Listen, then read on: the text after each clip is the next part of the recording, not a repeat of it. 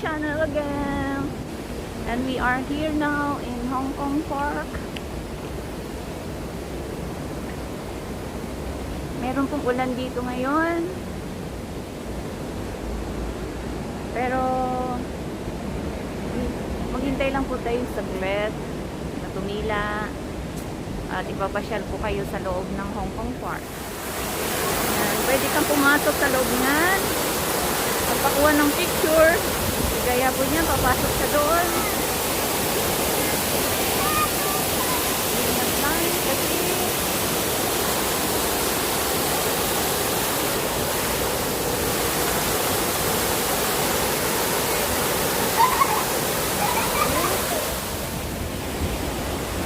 Ingat lang kasi flow doon at kaya okay.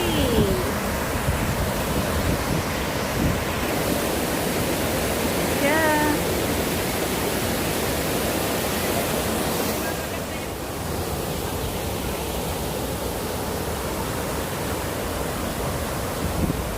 Surrounded by eto na, pasok na kami. Hong Kong Park. Meron po ditong for drinking only fresh. Meron pang drinking water. Yes. Eto na po tayo. Yan. Saan daw siya ng tubig? Lilinisin. Nag-i-start na silang maglagay ng water. Siguro by max next month. Meron na ulit ito.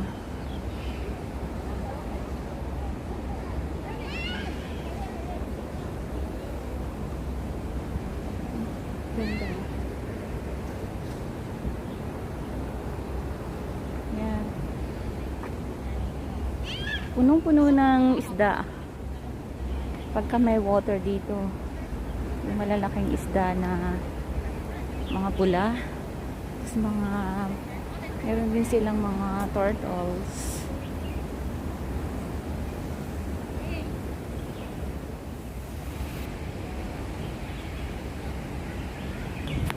May naiwang nag-iisa, kawawa naman siya, nag-iisa. Naglalakad, nakita niyo yun, naglalakad siya. Ayun o, Mr. Pagong, Pagong, dito lang ako. Pagong. Yun, nakita niyo yun. Hello.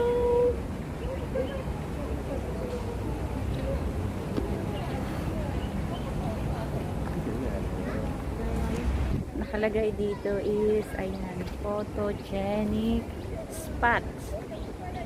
Tama nga naman, photogenic spot. Ayan po yung larawan niya dati. Pero ngayon, ayan na siya, walang laman. Wala siyang laman. Hindi na siya photogenic spot kasi wala na siyang laman. Kung may laman na siya, photogenic spot. May mga shows dyan pumupunta para mag-play. Just like a theater. Or ano pa man.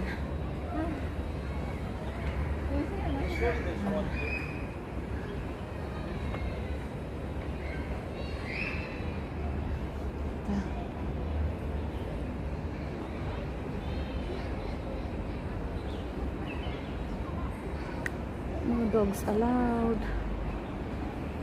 So, punta tayo dito. Yan po is Olympic Square.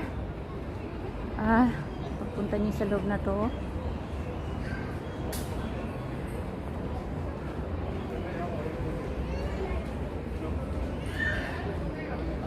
Yan. Ganito yung makikita.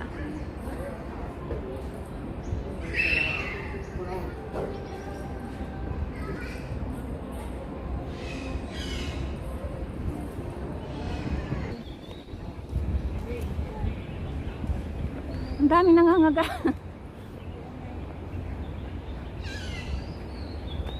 Saan pa kami? Ito naman, grabe.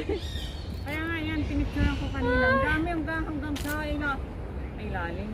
Ang dami. Hindi bawal ano eh. Eh, ang dami ng pumitas niyan. Hihingi ng Lulutuin ano. Ayan o, papaya daw.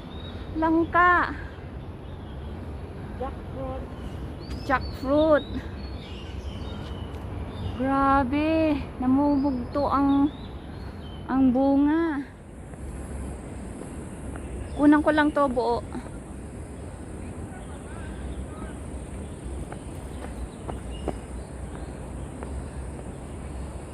Ang ganda ng mga flower.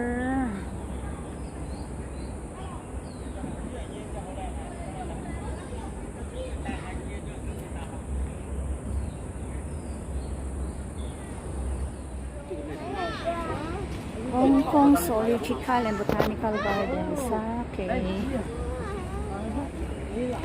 Ito po yung zoological dito, kaya lang sarado sila ngayon. Pwede ko ba? Pwede. Observation corner in Hong Kong. Wow, Chico. Ears. What do you call this?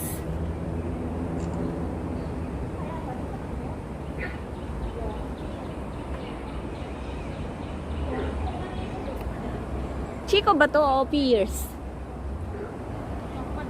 Pierce yata. Pierce. Pierce yata. Kaya wis dudok din yung taman niya. Ayan guys, papasok kami dito para makita nyo kung anong meron sa loob. Hi pala ka! Musta kayo dyan? Take it easy. Oo. Ingat kayo dyan. Oo nga. Mag-ingat nga kayo. May kalamansi pa doon, oh. Kita mo yun? May kalamansi. Tapos May ano nga? dolphin pa dun. May arondo. Donax daw yun. Tendensia condata. Ano ba yung salita yun? Ano ba yung Irish? Camper. Yan. Nakikita nyo yung malalaking buildings dito. Ito po ang makikita nyo pag nandito kay sa taas.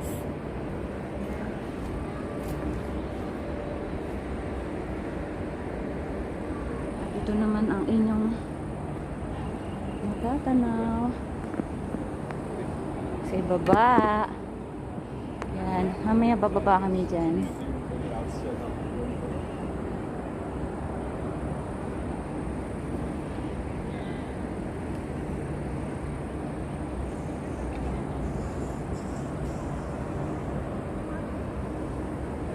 Papalibutan ka na malalaking buildings na guys.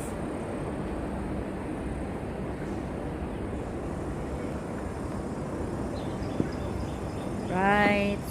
Tara na sa loob.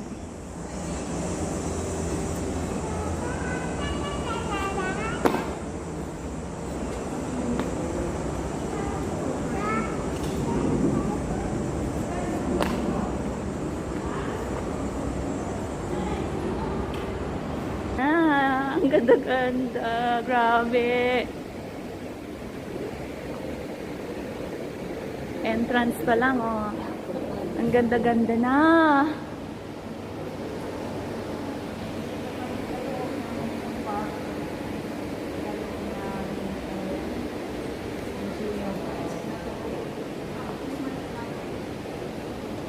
Tapos, maganda to.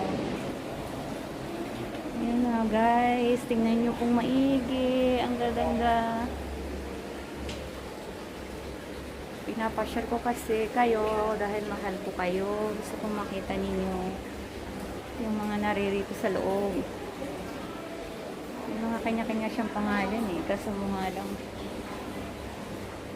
mahirap siyang tandaan yung mga different name ng mga halaman. Kaya nito, North America. Tropical Asia, Canada. Ayan. America.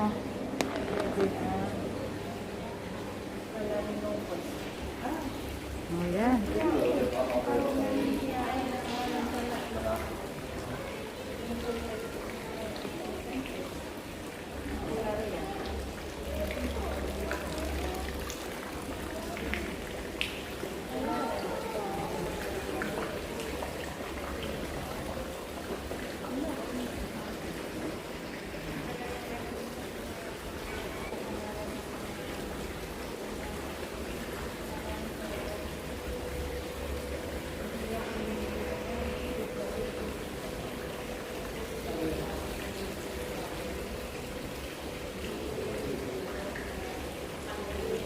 Mga orchids. Oh, ang ganda-ganda talaga. Grabe. I love them.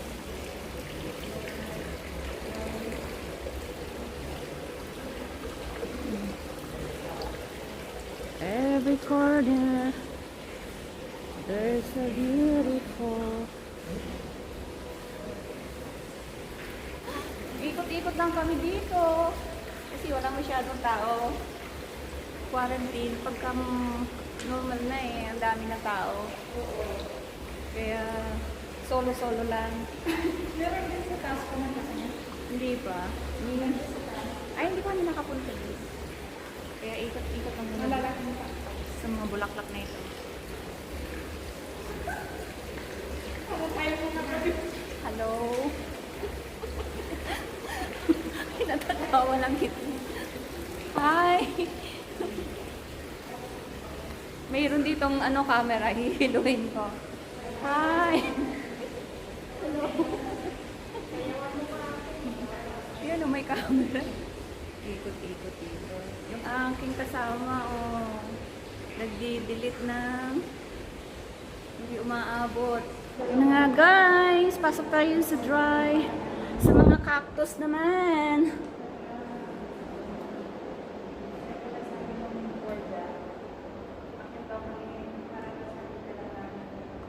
Oh, kasi pala, tignan mo mainit dito.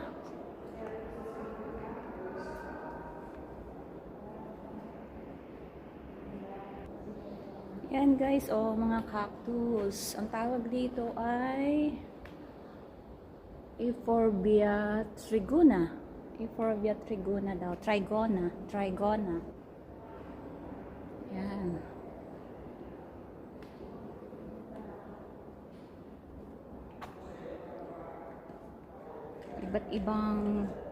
Iba't ibang cactus.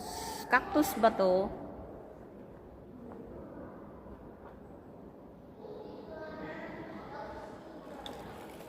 Yan siya. Euphorbia lactea cristata.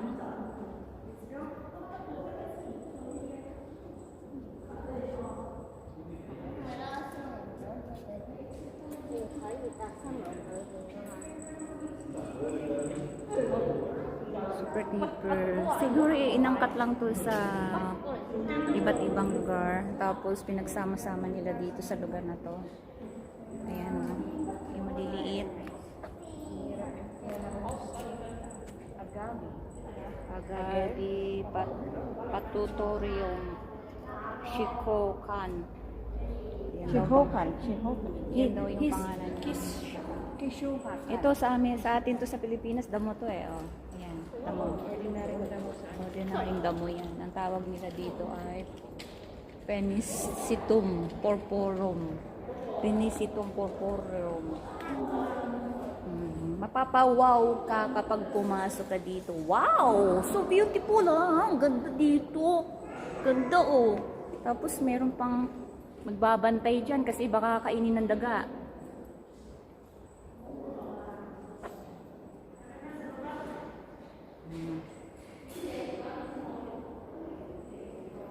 Naro kami sa iba. Ngayon wala ditong ginagamit nila to. Ano ba to? Para saan to?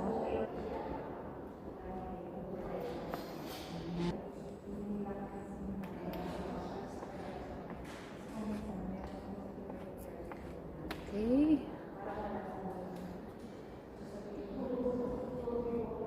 Meron din dito. Olivia Orovia. Calandra targemina, Pereschia blayo. Para siyang kuweba dito, no, guys. Kasi tinan nyo, puro mga concrete siya ng malalaking bato. Humid plant house pala yung ito, kaya nilalagyan nila ng mga ganyan. Yan. Kung itim na to, nakikita nyo. Yan yung nagbumubuhay dito sa mga halaman dito sa loob. Kung malalaki yung mga bato na talagang sinadyang ayusin sa tamang posisyon. Yan. Bye-bye. Yan. Yan po ang party dito ng mga different kind of cactus. Yan guys, namumunga siya, namumulaklak siya, oh. Sobrang maganda. Ang ganda. Ngayon, pupunta tayo sa isang mundo na sinadya na may place pong maganda. Open Sesame! Thank you! Pinagbuksan mo ako. Dito naman, ang feeling mo, mayroong siyang aircon kasi kailangan niya talaga may malamig dito. Ito yung puno ng kape, oh. Nakikita yan sa Pilipinas, oh. Kape. May nakalagay siya dito. Coffee. Common coffee. Makikita po yan sa Batangas City. Marami po yung tanim doon. Barako kung tawagin sa amin. Yan, ito daw po yung common coffee. Pero special coffee yan sa mga taga Batangas. Hello mga taga Batangas. Yan po.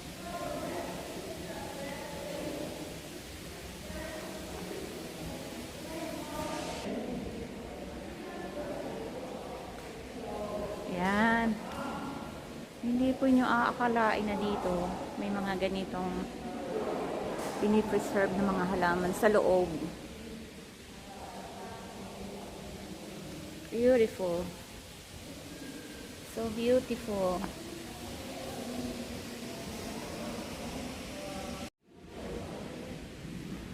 Yan guys, tingnan niyo po. Preserve na preserve yung mga halaman dito, yung mga bulaklak. Ang lalaki niya, oh. Tingnan niyo yung loob taas na to. Mayroon siyang cover ng salamin yan para hindi siya napapasukan ng hangin sa labas. At talagang well protected yung mga halaman dito kasi meron siyang nilalagay na aircon sa loob na magmi-maintain na fresh ang kapaligiran dito at maging continue yung hindi sila natutuyot. Talagang alagang-alaga sila.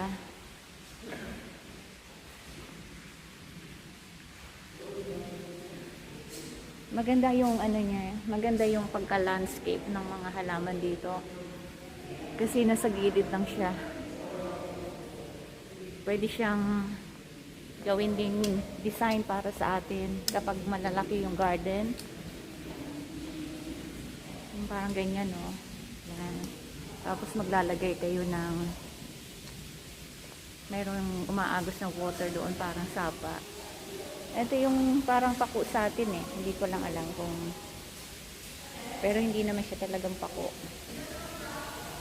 Yan.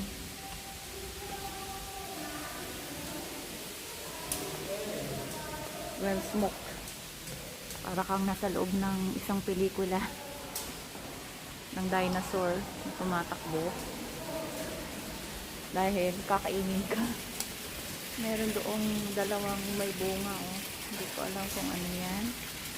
Tsaka bawat halaman dito makikita nyo guys, mapapansin nyo may kanya-kanya silang mga pangalan. Pinasibol sila ng may kanya-kanyang pangalan para matandaan sila kung anong mga pangalan na parang mga ganyang grass na maliliit. Meron pa rin silang mga kanya-kanyang pangalan. Ayan. Kung makikita niyo na yan, lalagyan nila ng temperature para sa mga halaman dito.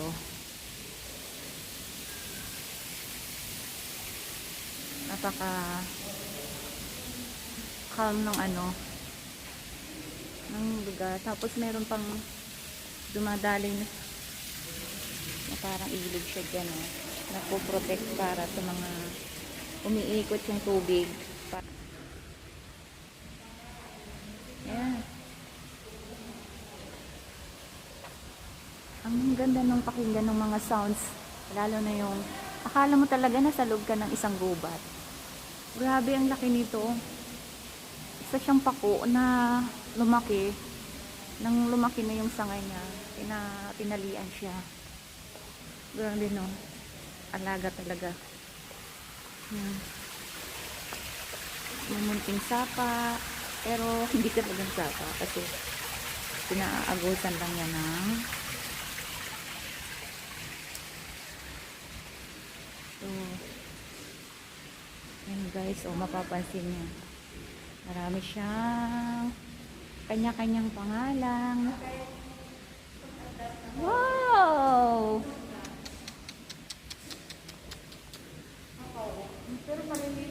Marami yan sa amin.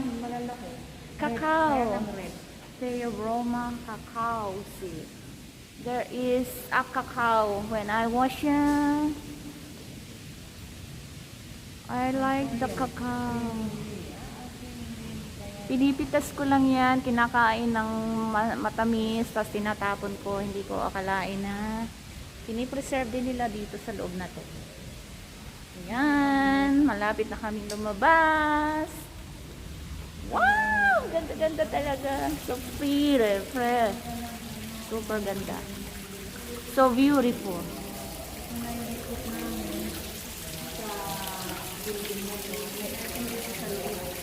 So beautiful.